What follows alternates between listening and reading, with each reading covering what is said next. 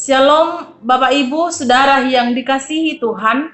Selamat berjumpa kembali dalam siaran Kalimbuang Boba Jemaat Lanraki Biring Kanaya edisi 3 Agustus 2020.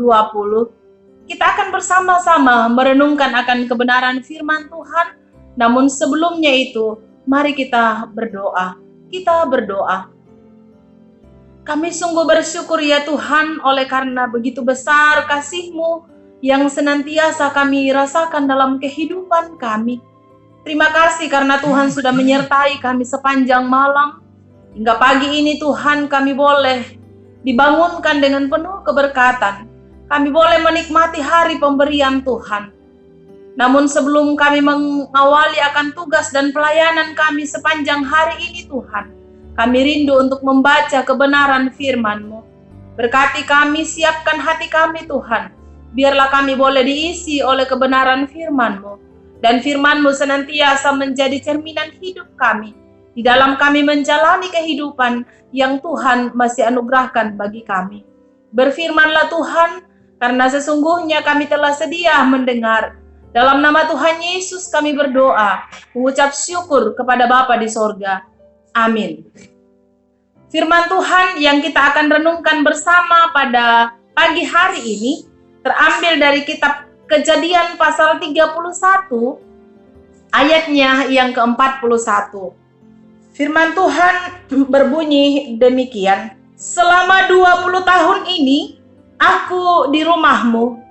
Aku telah bekerja padamu 14 tahun lamanya untuk mendapat kedua anakmu.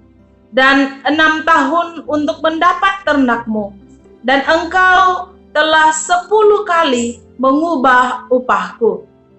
Demikian jauh pembacaan firman Tuhan. Tema renungan kita pada pagi hari ini adalah Yakub butuh proses. Yakub butuh proses.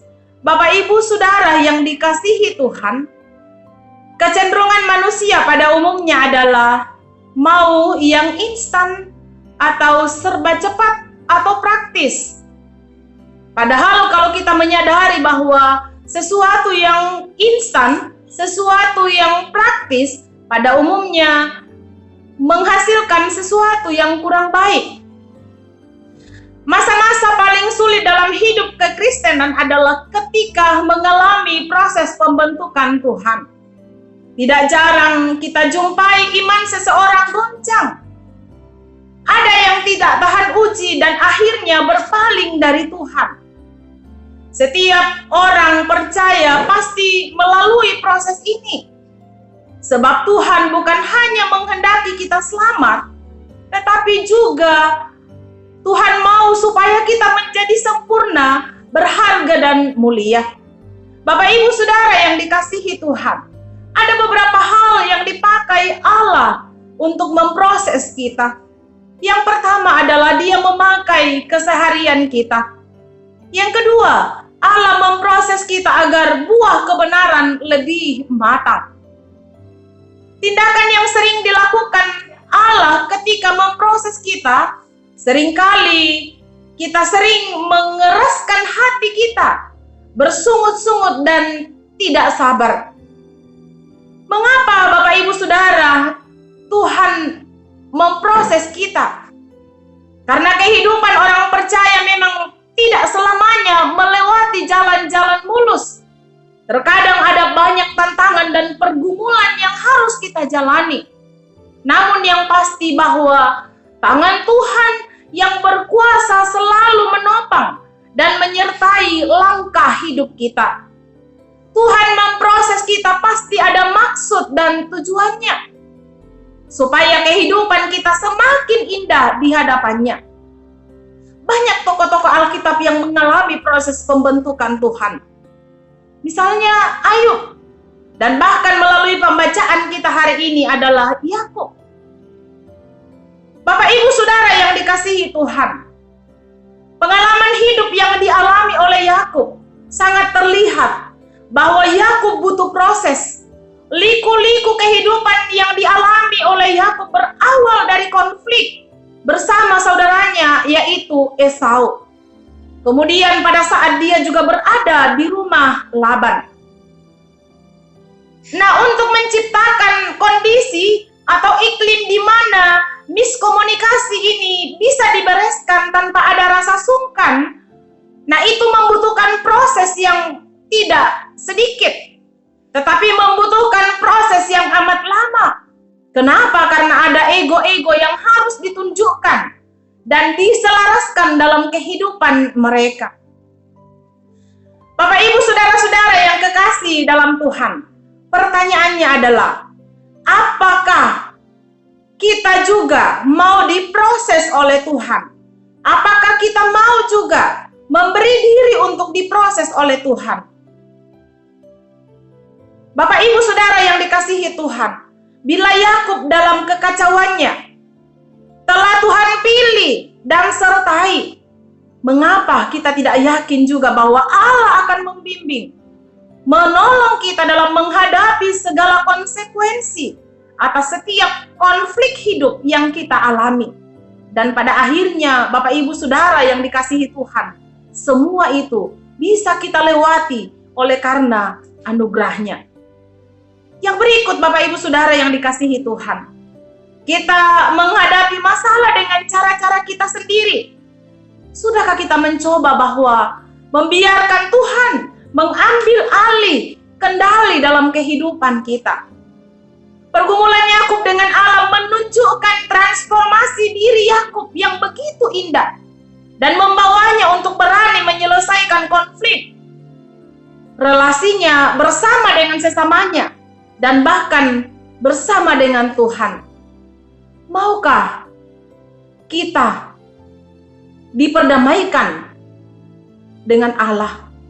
Tuhan menghendaki kita supaya dalam kehidupan ini kita membangun relasi yang baik antara sesama dan Tuhan. Tuhan menghendaki kita untuk senantiasa bersikap jujur.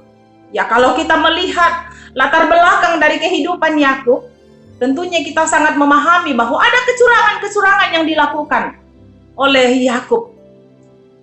Tetapi Bapak, Ibu, saudara-saudara, Tuhan menghendaki kita supaya kehidupan kita ini senantiasa dilakukan dengan penuh kejujuran.